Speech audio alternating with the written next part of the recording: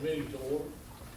Ladies and gentlemen, if you've not been here before, the city council meets the third Tuesday every month at 6 o'clock. I'd like to also recognize some media people or person, Jerry Hunt, managing editor of the EDU. Jerry, glad you're here.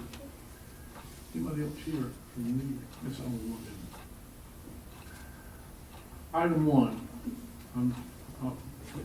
item two, invocation. Sue Ann Morris, pastor of First United Methodist Church, and that'll be followed by the Pledge of Allegiance to be led by Jerry Ellis. Please stand.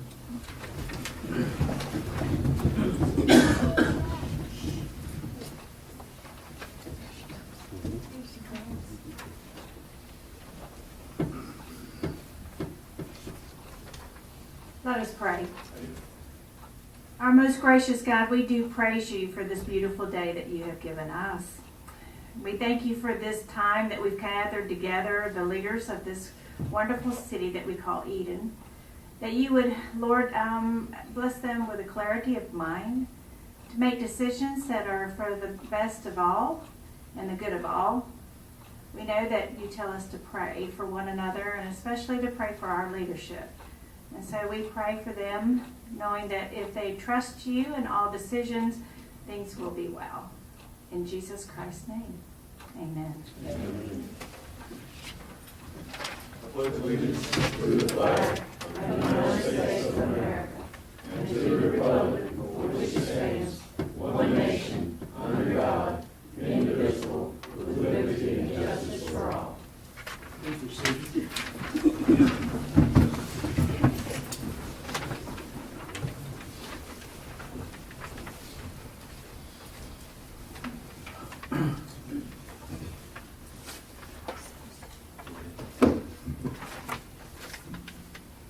Item 4, recognitions and proclamations.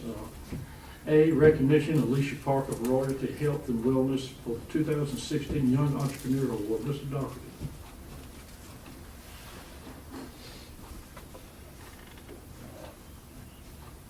Alicia, can you come join me?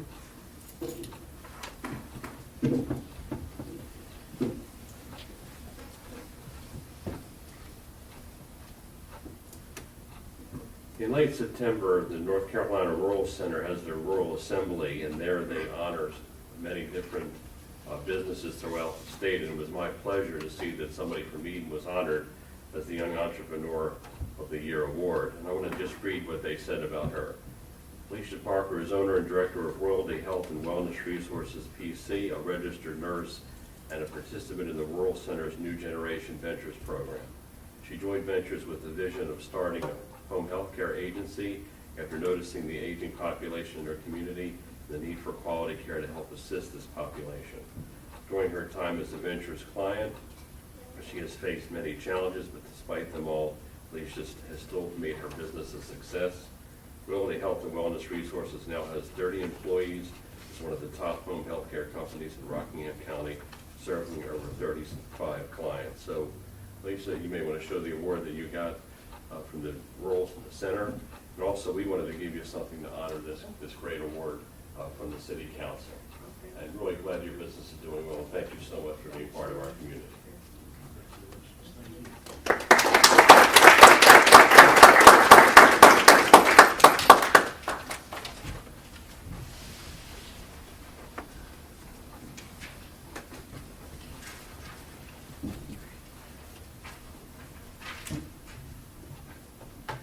Item 4B, proclamation of Veterans Day. Do we have any veterans in here? If you do, please stand.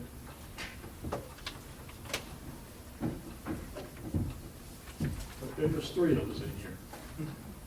This is about Veterans Day. Anybody else? Thank you, Dennis. Thank you for your service. This is a Veterans Day proclamation. Whereas our veterans are part of an unbroken chain of men and women who have served our country with honor and distinction. And whereas our men and women in uniform have taught us about strength, duty, devotion, and resolve, cornerstones of a commitment to protect and defend that has kept our country safe over 200 years. In war and in peace, their service has been selfless and their accomplishments have been extraordinary. And whereas it is our task to honor our veterans by fulfilling our responsibilities to them and upholding the sacred trust we share with all who have served. And whereas we are called to reflect on the immeasurable burdens that have been borne by so few, and we pay tribute to our wounded, our missing, our fallen, and their families. And whereas we also remember that our commitments are those who have served our commitments, we must honor not only on Veterans Day, but every day. And whereas on Veterans Day, we show our veterans our deepest thanks by participating in many patriotic activities in our community. And again, for you guys as veterans, thank you very much for serving.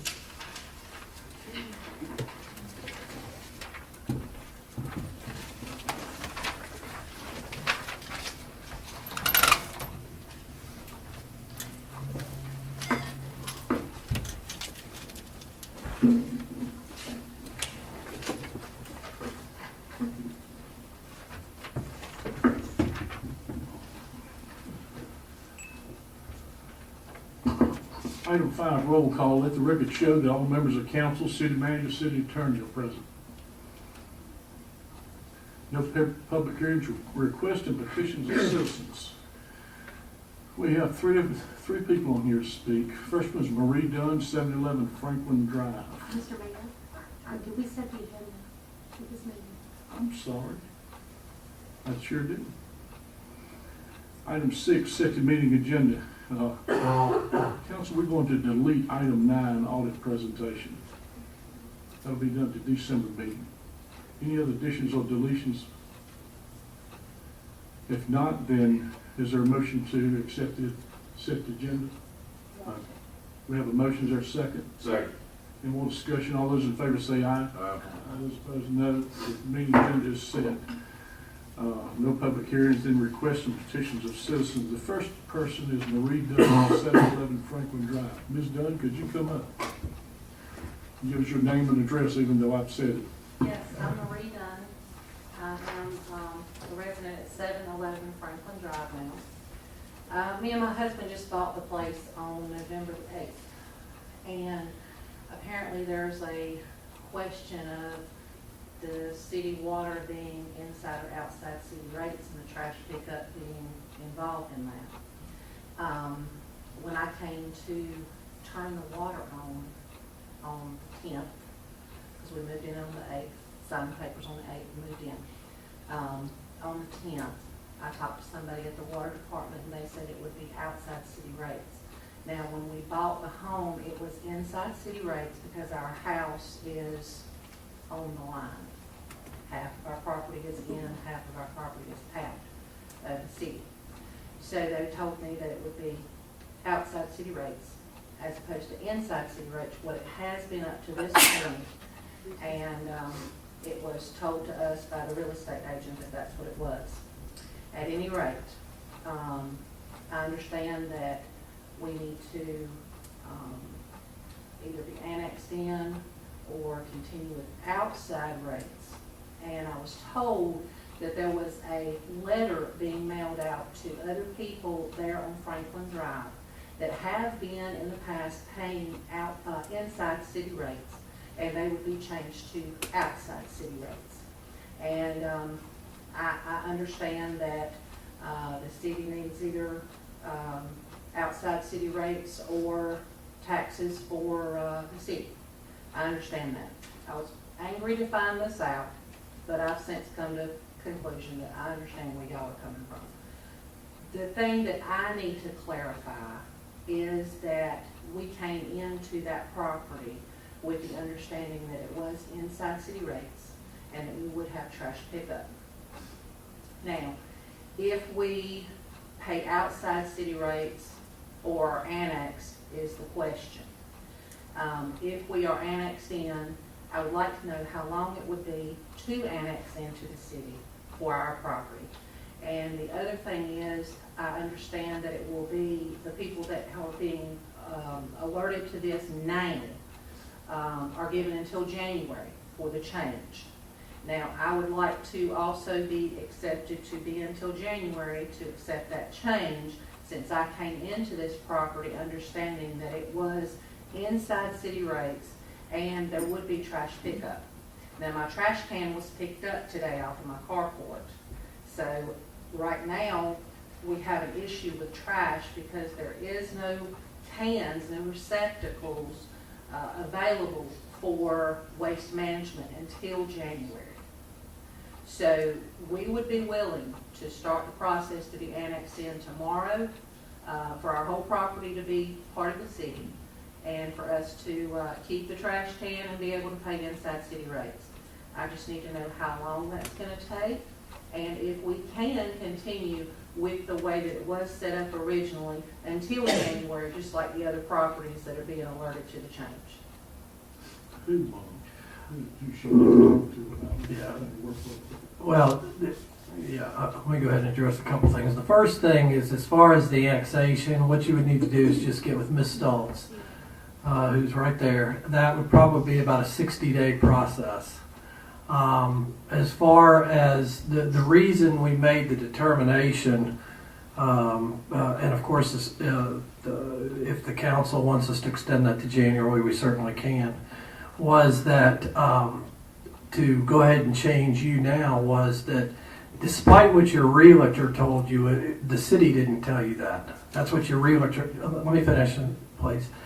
Your realtor told you that. And when you came in, the people in billing and collections told you that you would be outside the city.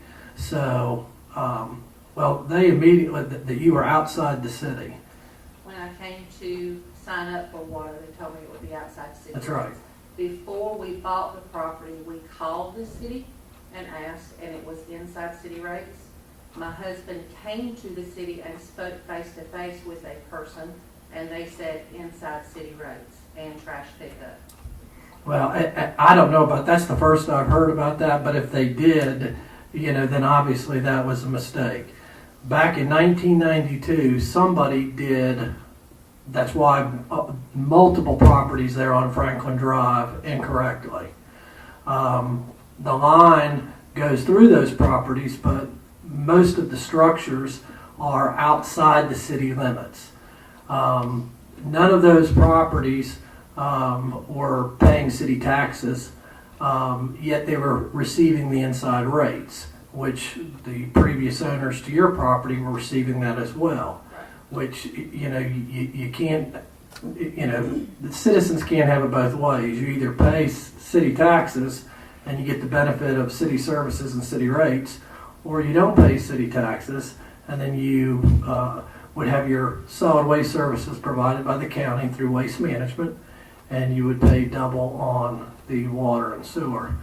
I think, it's up to you all, but I think given the fact that she has expressed a desire to start the petition process to be voluntarily annexed into the city, if it's okay with you, I don't have a problem with asking Ms. McMichael to go ahead in the interim and bill her with the inside rates, and to ask Mr. Carter to return the refuse collection can tomorrow if you like. So is that what you want to do? You want to be annexed in the city? Yes, sir. Okay, all right. I don't see a problem with it. That's only fair because I think it's a fair thing considering the situation you were put in, didn't know and didn't understand it. But I mean, I don't know of any instance ever that people living outside the city that got city rates that they were outside of the city, unless there was some mistake in the past or something. But that's not allowed, obviously. But And anyway, I I don't see a understand reason that why we completely. shouldn't work with you on trying to accommodate as much as we can considering the situation. Thank you. Okay? What did the title search show when you purchased the house?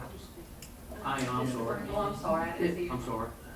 What did the title search when you purchased the house show?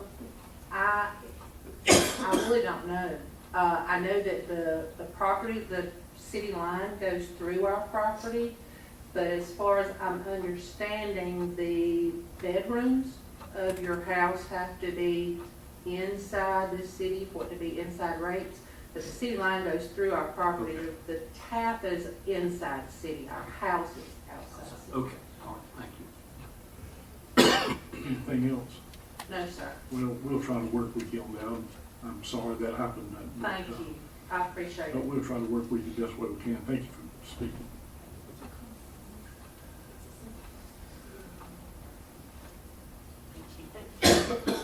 Next person is Kathy Lemons, and I think Ms.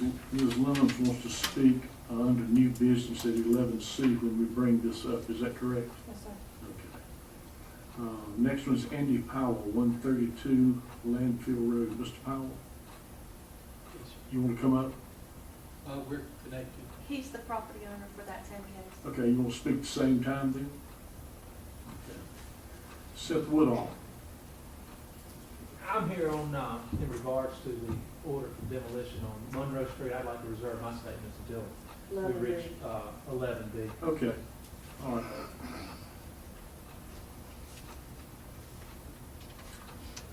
right. Skip over item 9. 10, unfinished business. Okay, 11, new business.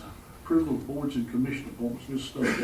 Yes, sir, we provided you all with this list just simply to get you thinking about these things because they'll need to be made as close to the end of this year as possible, either December or January if we're all lucky. I'm not expecting any of you to have names tonight. If you do, we'll be glad to get them. But we just wanted to make you aware and get this in your thought process. Good. I'll be glad to discuss with you any of the appointments that have been made from your ward in the past, dealing with the person's attendance and those kinds of things if you want to give me a call. Thank you, Ms. Stokes.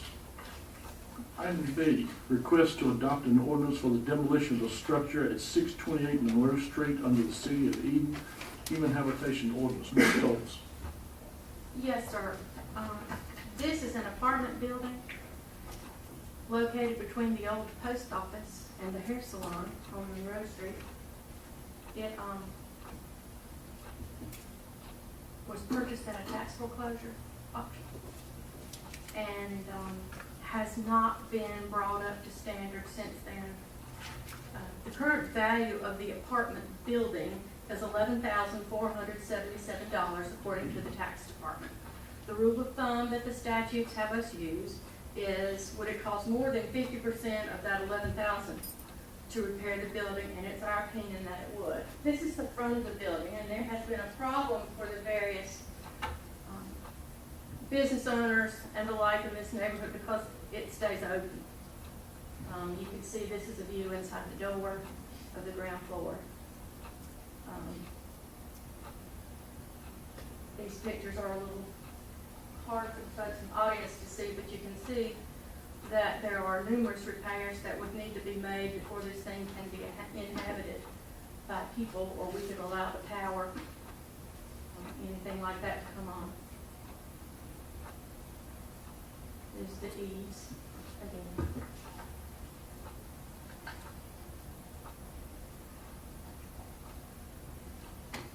And based on that, my staff and I would like to recommend to you that you permit us and do the order so that we can demolish this structure.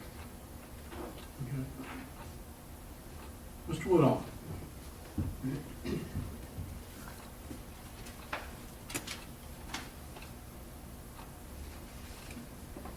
Could you give us your name and address and who you're representing, please? My name is Seth Woodall. My office's address is 645 Drive in Eden. I'm here representing Mr. Wise, who's the owner of the property on Monroe Street.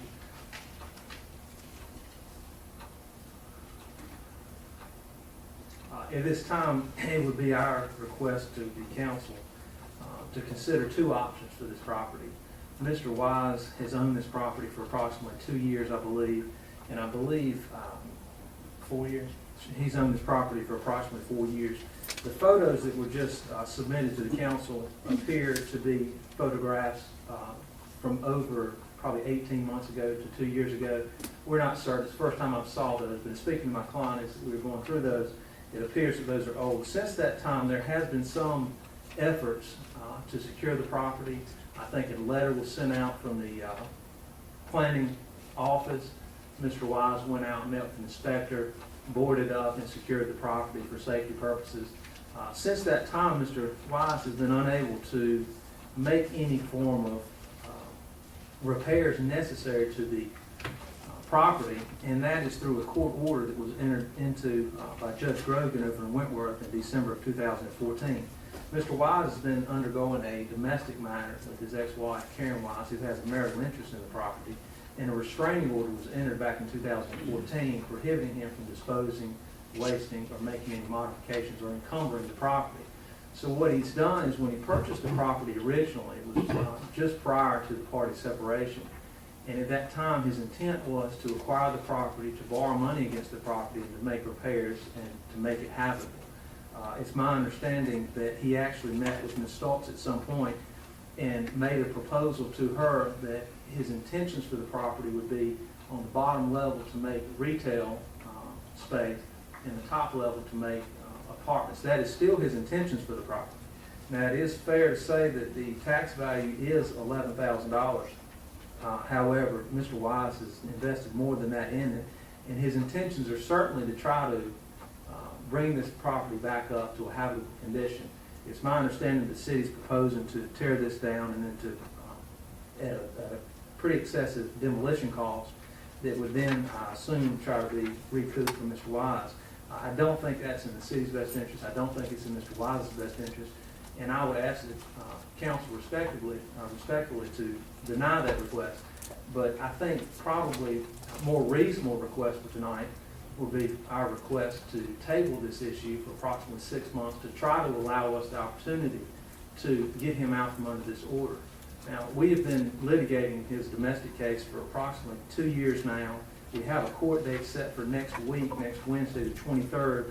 It is a calendar call date before Judge Strader that would set a date for the next week for the matter to be heard. Now, in all candor to the council, I don't believe that anything will be heard that next week, but I do think that the matter will be scheduled for further hearings. It's our hope that we'll have this matter resolved fully sometime before Christmas or early after New Year's.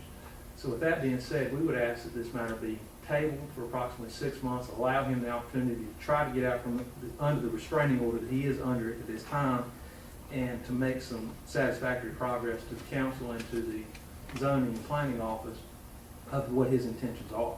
So this time we would just ask that the council either deny the request for the demolition or, and what we believe is more reasonable, just table the issue for a later hearing. So you're saying in 6 months, this thing should be up to code?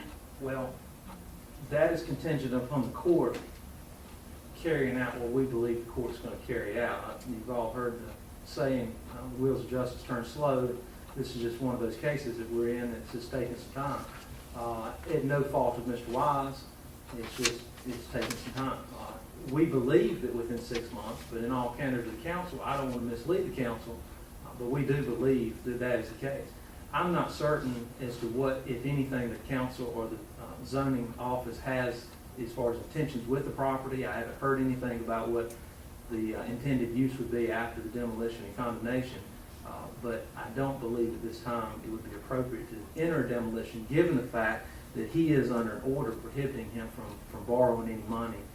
And that is his ability to make these repairs, to bring it up to code, is contingent upon his ability to borrow money. And I have brought a copy of the order that was entered by Judge Grogan for the council's review if they think that's appropriate.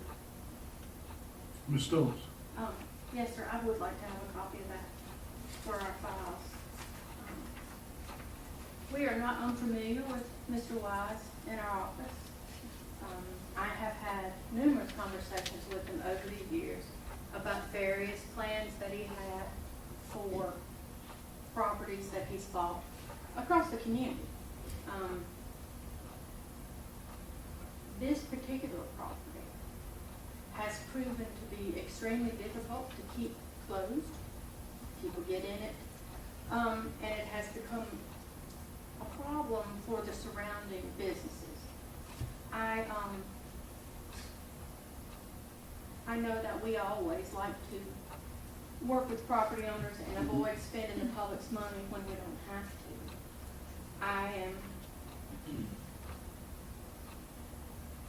I would recommend, first off, I still stand by we need to get it down. But if you all are inclined to grant some more time, I would recommend that I bring it back to the January meeting, and if he's not submitted plans and building permits, at that point, that we go ahead with the demo. if I may You respond. agreeable with that, Well, Mr. Woodall? I think I understand what you're saying, that he will submit plans. Now, I can't tell the council or Ms. Stoltz that anything will be done as far as physically going out and making any repairs to the property by January. But if we want to come back in January and it's just a matter of him filling out an application to do some type of remodeling and construction, I don't think that would be an issue. I need to speak with him, but I don't think that would be an issue. Just Okay, to show you- the good faith effort. I He didn't mean would to have interrupt. to hire a general contractor. We deal with dilapidated properties every single month, and we hear the best of intentions, and I'd say rarely does anybody ever follow through on it. I know we have to go individually with this right here, but I know we put things off and put them off and put them off, and we still have these dilapidated properties around here, and the citizens complain about it all the time, and nothing's ever done about it. Um, That's nonstop. Our attorney, Mrs. Gillian, and I were at the auction the day the property was bought. And I know that Mr. Wilson, I confused him with someone else. Mr. Wise has expressed the intent to repair it. That was 4 long years ago. It has not even successfully been kept closed where vagrants and every who can get in. So this property has been there 4 years and not been upgraded? Is that what you're saying? Yes, sir. It was a tax foreclosure, the county sold it, and it is still in the condition that it was. It has worsened. I think that Mr. Woodall's order says that, Mr. Wise was prevented from borrowing money from December of 2014.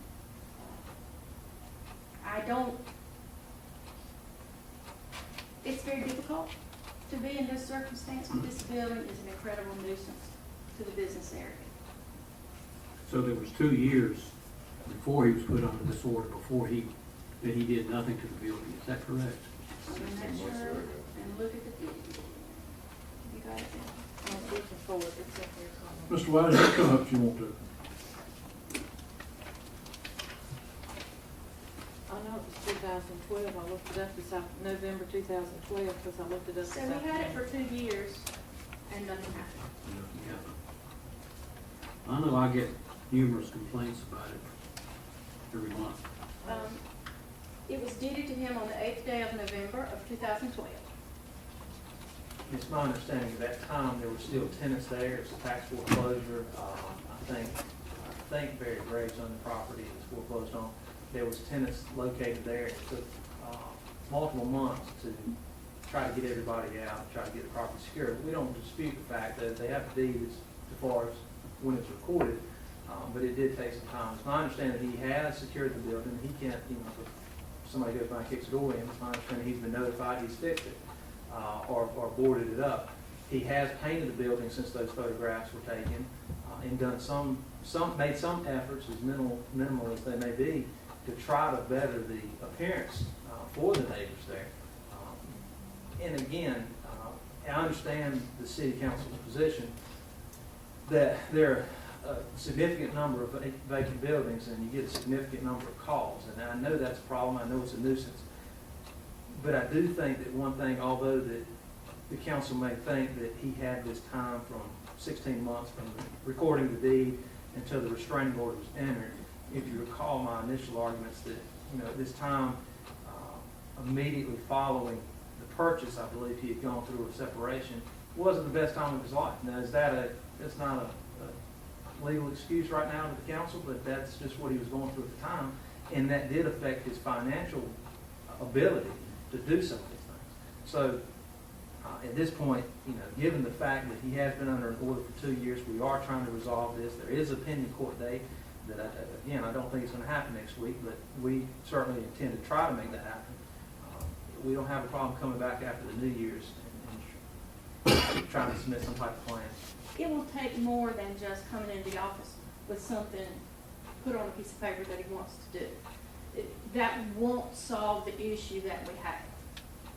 Work's got to be done. We've gone through this with other people coming in the last few months, and he's got to be prepared to go ahead and start to work on it.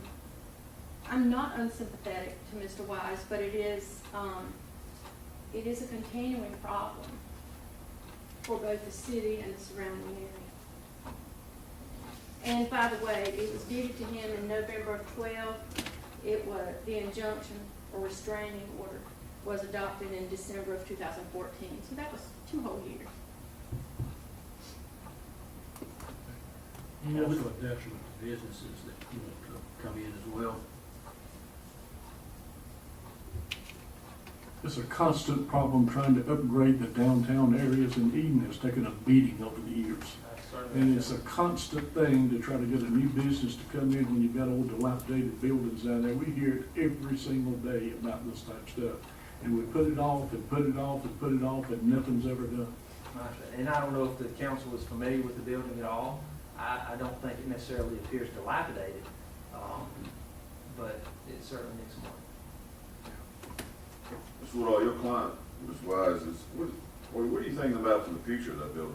If you have the, My plans were to gut the bottom half of it and to make it available for a storefront, and then repair 3 or 4 units on the top half to be for apartments. When I bought the building, I bought it for the sole purpose to get the people out, because they were causing the problem, because I own 4 other buildings there in that area. And so that was my sole reason for initially buying it, was to get those guys cleared out to solve that problem. After I'd done that, we closed all the doors, locked it up. About a year later, at that point, I'd already filed for separation. We was going through the divorce process, but I did get a letter from Ms. Stoltz. We went over there and we boarded up one of the photos y'all had the window broken out with a blind hanging out. We boarded that window up, screwed all the doors shut. We periodically go by and check it from time to time. We actually repainted the whole building about a year and a half ago. And so the appearance of the building from the outside is not dilapidated. On the inside, where tenants had been that were pretty rough tenants, there was a lot of damage done inside. And so in some of that damage, we went in and started kind of gutting some of that stuff out to look at and see what we were going to do as far as the rehab. And that as far as we got until all this that Seth is now handling for the divorce that has been dragging on for 3 years through this whole process. Didn't you buy the old hotel? I did. And if I remember, I was on council when you bought that, and you were gonna refurbish it and fix it up, and the facade looks awful now. It's still nothing been done to it. It's starting to really improve the downtown areas. Would I be correct in saying that? Negative. I spent close to $100,000 on windows alone. Yeah, I know you did that, but And we were going to rehab the whole building, but the market changed. As you know, in 2008, there was no possible, I didn't see a way where we could turn a profit by rehabbing the building the way we had initially planned when the market took the downturn. I mean, we even have a subdivision that never got finished in Greensboro because the market turned. the facade on that building looks terrible. Well, the part of the facade got taken down by the request of the city for all the awnings that were down through the city that were the old buildings. Those I agreed to have taken down, and that was part of the facade on the front of that building. The hotel, like I said, we spent close to $100,000 on the windows alone. Plus we spent another $20,000 on the roof of the hotel. The inside of the hotel got gutted. That expense was close to $50,000 in preparation to upfit it for whatever we could. With the interest in the market the way it was, that construction came to a halt. As far as the rest of the facade for the hotel, that front section that you see out there was when they took those awnings off. Throughout the whole downtown area, part of that facade was the awnings. Woodall, with this court date coming up here, are other properties involved in this also, or this is one property? There's approximately 60 properties involved.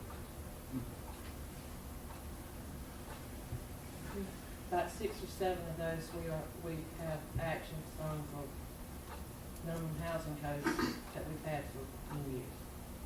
60 properties. I'm guessing he would know. The 73 total.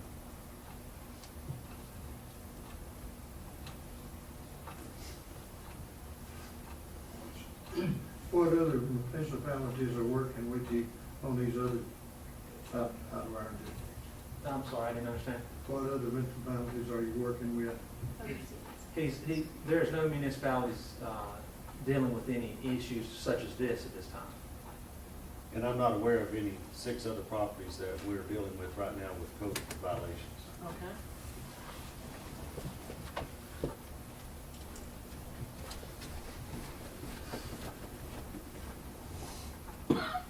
Any other questions, council?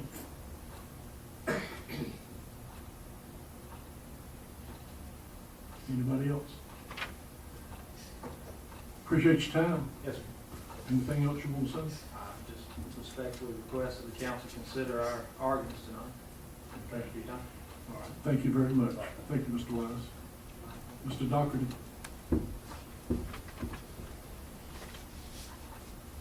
The downtown manager, so I'd like to contribute to this discussion. We have a couple of new property owners. They took the buildings where Debbie Shea, they've been listed for 10 years. They took them, they rehabbed them. They're in the process of selling one, leasing another. I had someone downtown all yesterday looking at potential restaurants. As the mayor mentioned, I get grief about this all the time. There was a restaurant that was going to come to the downtown because of that specific building. They would not do it. No matter what is said, I can guarantee you that nothing will be done to that building. And I would certainly appreciate your consideration about, the city's reputation is at stake here as well. I get grief all the time, people saying, why do we allow these buildings to stay like this? And with all due respect to Mr. Wise and Mr. Woodall, it'll never happen. I'm just telling you, it'll never happen. So, thank you. Thank you, Mr. Doherty. Anything else from anyone? Well, it's time for a motion. You want to make a motion or any more discussion? I'll make a motion. With what I've heard, what I've seen, what I've dealt with in the past, and with the time frame that we're looking at, I just don't see anything happening anytime in the next many, many months. Past performance in this case, I think, is an indicator of future performance. And so I'll make a motion that we go ahead and adopt the ordinance of demolition. We have a Property at motion. 628 Monroe Street. Okay, we have a motion. Is there a second? I'll second that motion. We have a motion. There's a second. Any more discussion? All those in favor say aye. Aye. All those opposed, no. Motion passes. Item C, request to adopt an ordinance for the demolition of 2 mobile homes and accessory structures at 580 and 766 Thornton Street in the City of Eden Human Habitation Ordinance. Ms. Stokes.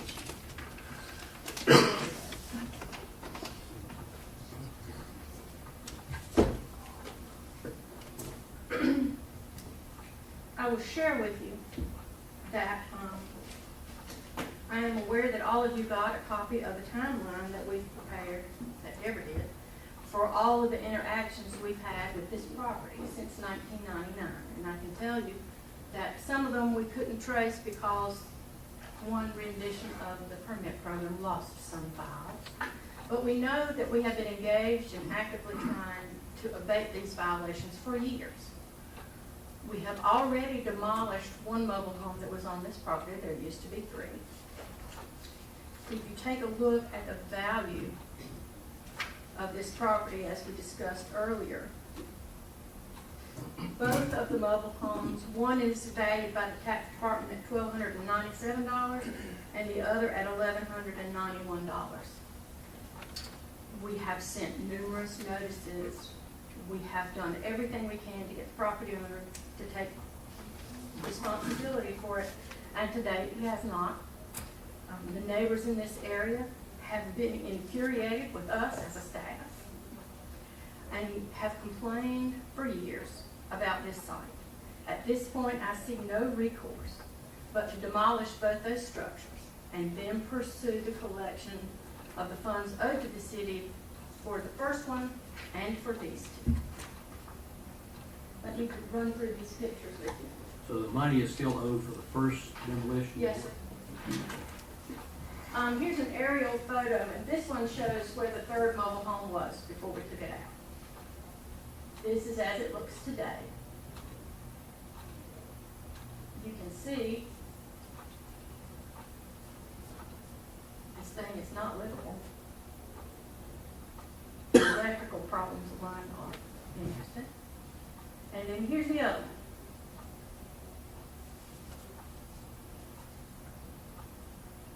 You can make the other picture. That one, Go ahead.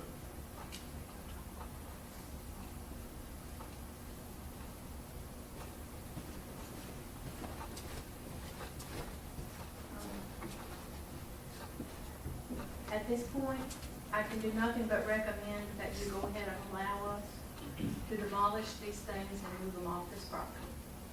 Ms. Stokes, I was looking at some of the information on here. It looks like along the way, Mr. Powell has received 12 certified letters. This has been going on for 17 years. 17 years, would that be correct? Yes, sir. It would. There have been actions that started and stopped. There were nuisances about the grass.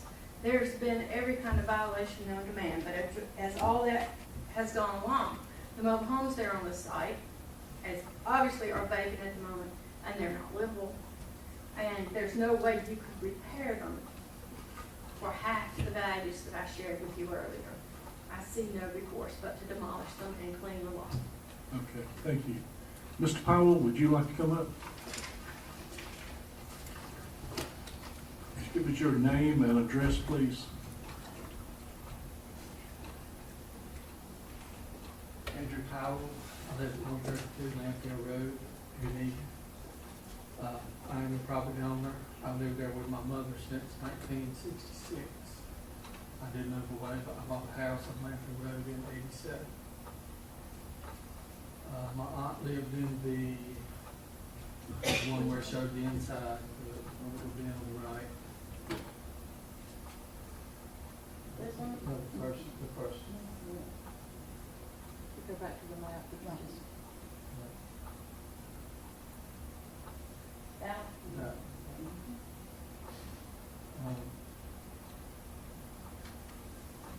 My aunt lived in that one until she got sick and had to be put in a nursing home. I know the city's been bombarded with every time the grass gets high. You know, and I don't know what to say, we get about the grass, when nobody was living there. The second mobile home that they showed, the man has lived in it, Sammy Gammon's lived in it for about 15 years. And he just moved out in April. And I don't think that I think he got along with the neighbors, that they really hadn't had a problem. The tenants in the other trailer, they had some issues with at times. Some of them I didn't know about it because the people had gone, but they had issues at times. The mobile homes are livable. The people had moved out and left that bag of trash in there, and this was a year ago. And nobody lived in it for a year. And when I talked to Mr. Woodall earlier in the summer, I told him that I didn't really plan on renting anymore. That I did have trouble when I did rent them, and people were trying to tear them up. And was going to try to sell my property. Whoever buy the property, you know, if they buy a new mobile home or buy a different mobile home, have it moved in and set up, the problem solved. I know I mean, there's been all kinds of issues with the neighbors, with my tenants, and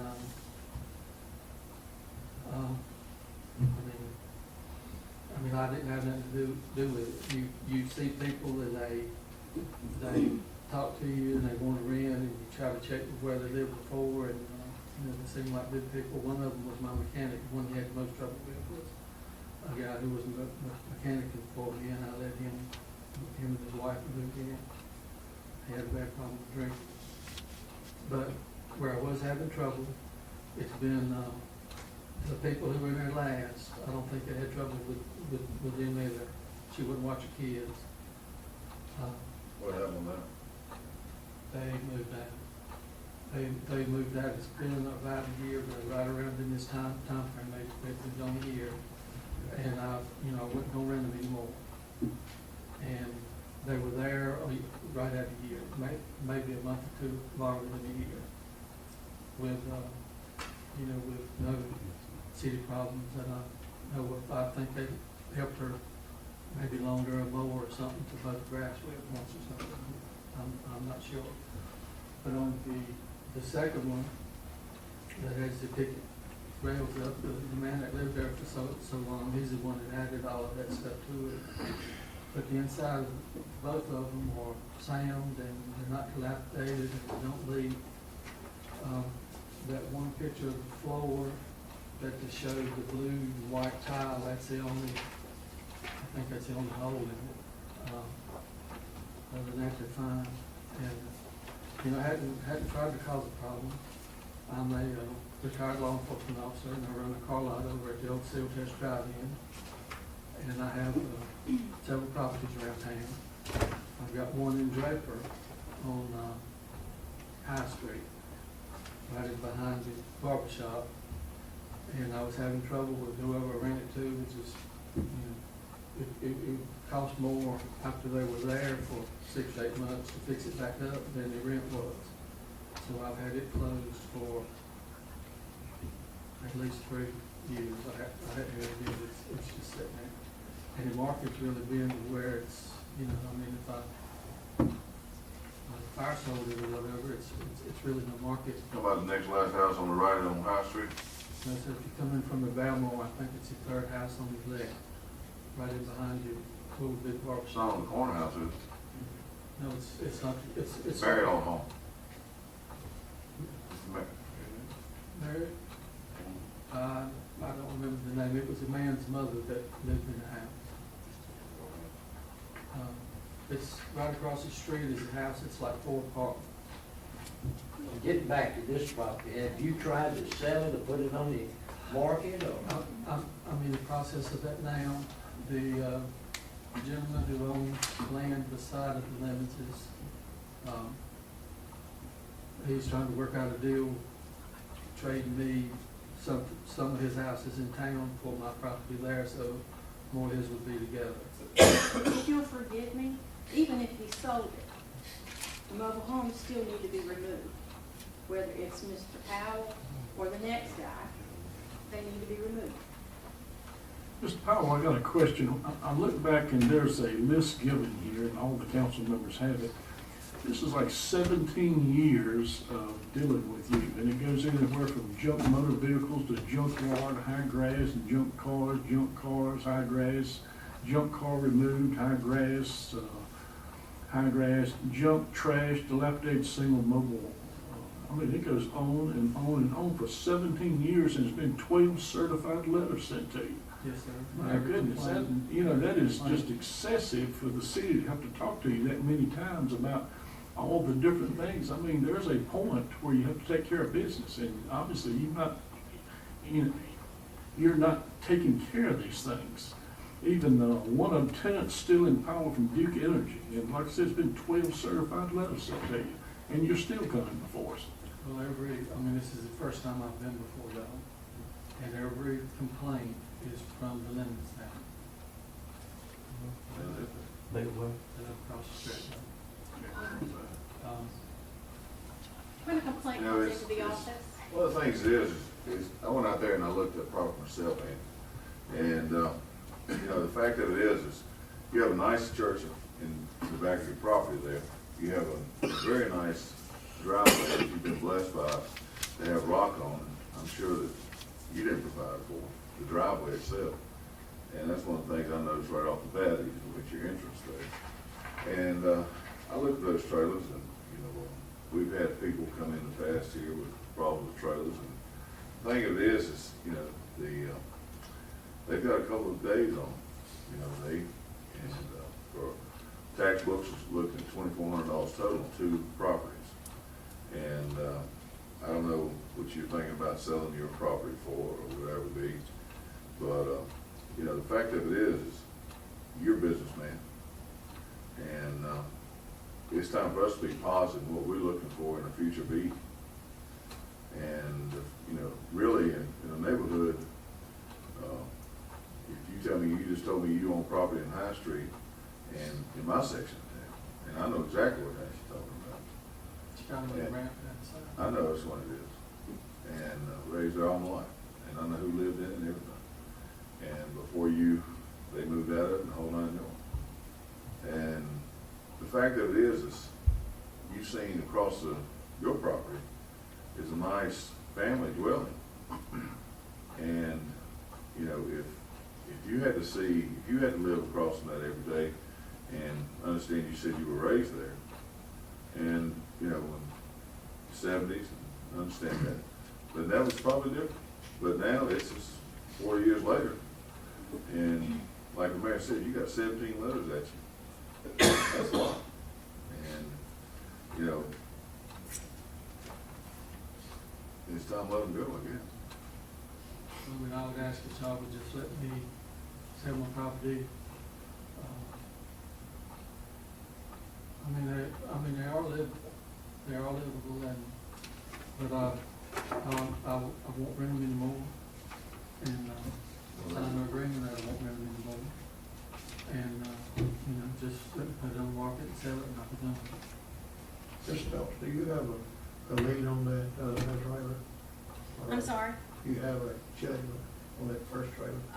We have not pursued court action for the first one yet. Our intention is to get these two down and pursue all of the funds owed to the city for mowing and the first demolition and this round of demolition. That property should stand for it. At any rate, whether it will or it won't, it is still such a problem for this area that it's my opinion that we should take them down. And you can see that we've made numerous trips there, and members of my staff have inspected those mobile homes. They are to the point that technically we could have considered them nuisances because they still have some things. But at any rate, we went through the housing code process, and it is still my opinion that they need to be demolished and moved off that property. Kelly, that first action, there is a lien. I mean, it would constitute a lien. It's a lien. There is a lien on the property. But we've not foreclosed. on it yet. Ms. Stolz, this information we've gotten, I'm just guessing, does Mr. Powell owe the city close to $2,500? Yes, sir. Okay. And this has been going on quite a while too, has it not gotten any? How much money have we gotten from Mr. Powell for this $2,500? None of which I'm aware. Nothing. Okay. This goes all the way back to '07. He's owed the I think city that money. other trailer was removed in 2010. Anything else you want to say, Mr. Powell? I appreciate you coming out. Thanks for your time. Kathy Lemons.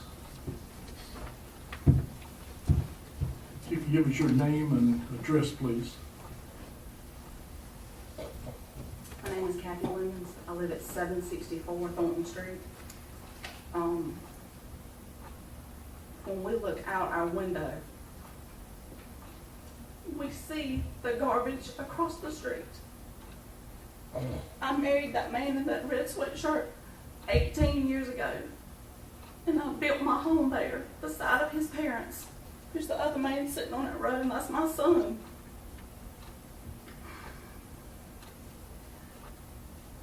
This whole time, just like the timeline you have shows, that we've been dealing with this. Back when I first started complaining and making phone calls to the city, dealing with Kelly and her staff, dealing with Bob, there was another inspector before Josh. His name was George. His name was George. George Bates. Mm-hmm. I couldn't remember his last name. I'm sorry. We have dealt with him for years and years, and they have worked and worked and worked. And Andy would do a little bit, and something would fall by the wayside, or like just as Kelly said, some things got misplaced and lost, and we're back again. I'm tired of looking at it. I'm tired of dealing with it. I do what I'm supposed to do. My property looks as nice as I can keep it. We rock the dirt road. We keep the road up. It's not a state maintained road. One of the biggest concerns about that property is that the white trailer that Andy speaks of, the one that you're looking at now, when someone lives in that home and they use any kind of water or they use a washing machine, the yard suds up. Septic tank's in the front yard. I can take you right now and show you where it comes out. The grass grows nice and green and that one spot is real pretty, but it's sudsy. We like to be outside. We live it, we breathe it. Mosquitoes get in it, mosquitoes bite us. It's not sanitary, it's not safe. I've not been inside either one of the homes. I'm not going in them, I don't need to. Kelly staff has been inside those properties, they presented you with what they look like. All I know is what the outside looks like. I sent all this information to the planning board. I wrote them a letter back in June. I have it here. I have all kinds of pictures. Most of these Kelly has shown you today. A lot of these show the trash that has been removed. Andy did come and remove the trash, and he did mow the grass one time this year. The gentleman that he speaks of that lived in the second trailer at the end of the road moved out, and he told us he moved out because he was afraid his floor was going to fall in when he took a bath. Most of the people that have lived in the trailer that you're looking at now, the one that Andy grew up in, are criminals. I can't, a whole ream of paper would not probably cover the 911 calls that I made to Rockingham County about issues with those people. And of course, they're not there now. The one that was the biggest problem was the one that Andy spoke of that worked for him. He caused all kinds of problems, had all kinds of issues there. I don't know if it was drugs, drinking, I don't know what his issues were. EMS was there all the time, and I had the law out there every chance I could get him there. They were playing music, keeping my son up at night, he couldn't sleep. He's a straight-A student in school, and we want him to continue to be that way. Nobody lives in either one of these homes right now, and we want it to stay that way. But we agree with what Kelly's saying, and that's why she brought this to you, because of us, because of me. Because I keep squeaking. Squeaky wheel gets the oil, and I want it. And I would appreciate all of your help in this matter. Something needs to be done. You see it's been going on as long as I've lived here. And I would appreciate y'all's help in demolishing these properties. Well, thank you, Ms. Lemons. Thank you. Any other discussion, council? I have a couple questions for Kelly. Yes, The zoning of that lot, you know? we were just discussing that. I believe it's R4, manufactured housing can go in there. It is a lot. So if he were to sell that property, somebody could replace it with a new, But it would have to be cut. right, that's right. And you can't have, yeah, I want you to go look for sure. Even if it's allowed, they can only put one on the lot. Can't put three on it like there was before. And that was kind of a question. If he's actively interested in marketing the property, those things, in my opinion, would probably depreciate the value. You want them Yes, out of sir. the way if you could put another one there. I mean, I don't see how that, Somebody would have to move them first. They just quite simply need to get it. The water running in that property? City water. then, the next, I have two more things. So, I heard you say that your staff recommends, or says it's unlivable. Is that, everybody that's been in those agrees that? Yes, sir. That they cannot be lived in? And then, the last thing is, something we had a couple months ago. We had a person here that was able to get a county grant to remove those. They Is got that the price? last one. That, okay. I wanted to see We if would have that tried might be- that already. Okay. Just want to see if that was still available, because that makes it a little easier to swallow when you have to Yes, sir, it does. take care of it. But yes, I see the issue. Thank you. Yes, sir. Anything from anyone else? It is R4, so. Ms. Lemons, did you say you want to say something else? Yes, sir. When you were speaking about selling the property, when Andy mentioned he was trying to sell that, my husband has actually offered him on more than one occasion to buy the property from him, and he has denied us. And in conversations with the property owner who lives next door to us, who Andy says he has spoken with about buying the property, and of course all this is hearsay, that property owner tells us that he's not interested in buying the property. Which I don't want to own it, I just wanted to buy it to tear the trailers down. You know, I just want them gone. Okay, thank you. Thank you. Any other? Mr. Mayor, I'd like to make a motion that we take appropriate action to, on the demolition of 580 and 766 Okay, Thornton Street. we have a motion, is there a second? Second. We have a motion and a second, any more discussion? All those in favor say aye. All those opposed, no. Motion passes.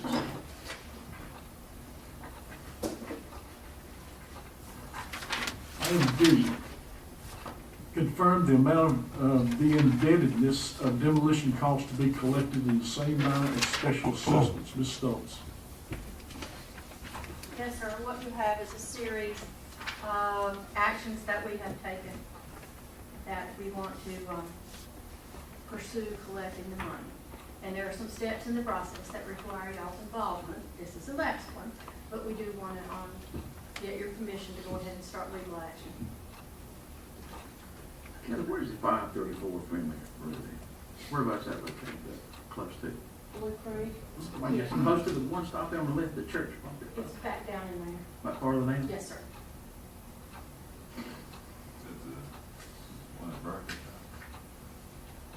No, and it's not the one that got filled with sewer either, but it's right there. No, it's south of Roosevelt. It's Okay. on First Avenue. Any other questions? Council, just for your information, I talked to the attorney and when you make a motion on this, it has to have two parts in it. One, formally establish the liens, and two, authorize legal action. You want to make a motion on it. That's formally establish the liens and authorize legal action. Is that correct, Ms.? That's correct. I said Burnett, Ms. Jim. Pretty good, Reed. I'll make a motion that we formally establish the liens against the properties on 1704 Ashby Street at $3,850, and also the property with the establishing a lien against 534 Friendly Road at $3,950. And then I'd also make another authorized legal action for the property at 1704 Ashby Street, and the authorized legal action for the property at 534 Friendly Road. Okay, we have a motion. That's what you want? Is that good enough, Second. Ms. Gilly? All right, we have a motion, we have a second. Any more discussion? All those in favor say aye. Aye. All those opposed, no. Motion passes. Item E, adopt order of collection for nuisance abatement fees to be collected as delinquent property fees. Well, Ms. Yes. Stoltz, you're on the show tonight. Yes, I am. And you asked why didn't we do this all at one time, and that's because the general statutes allow us to collect this set of abatements under one process that's set up by statutes, and nuisances and such are collected as taxes. The others are special assessments, so we have to have a similar motion to establish the liens. And, That's legal action too. yes, sir. So it's the same two criteria, right? Formally establish the liens and authorize legal action. Is there a motion? Can you make a motion to cover this entire list? Is that what you? Yes, sir. Yeah, Okay. it covers the list. Yeah. I'll make a motion to formally establish the liens against this list of properties and authorize legal action. Okay, we have a motion. Is there a second? I second. We have a motion, a second. Any more discussion? All those in favor say aye. Aye. All those opposed, no. Motion passes. No reports from staff. Item 13, if there's no objection, I would like to adopt a motion by unanimous consent to approve the consent agenda. There is no objection, so the consent agenda is approved.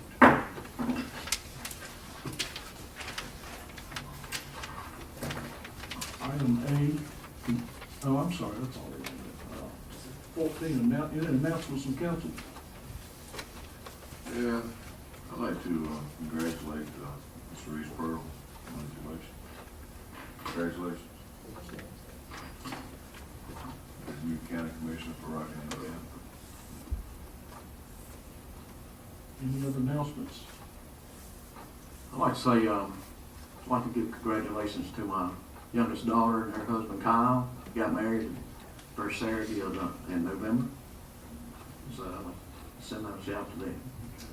I'd like to thank Mike Daughtry for the hard work he did on the property downtown on White Street and what it's going to unfold be. I tell you what, it's been going on a long time with all these dilapidated properties. I'm proud of the council. We made some tough decisions tonight, and the downtown area has just, I think we've got some good things going, and we need to keep it going. And, I appreciate all the council members being tough about some things and just make our city look a little bit better. And I tell you, you have to live next door to a mess. all of us would be upset about it. Makes you proud to know the staff is not sitting in the air-conditioned building. Well, they aren't. We're looking at these things and finding out the truth to give to us before we can make a decision. Okay. Any other announcements, any other comments?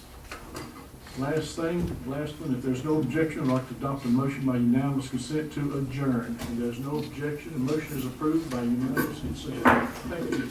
Ladies and gentlemen, thank you for coming tonight.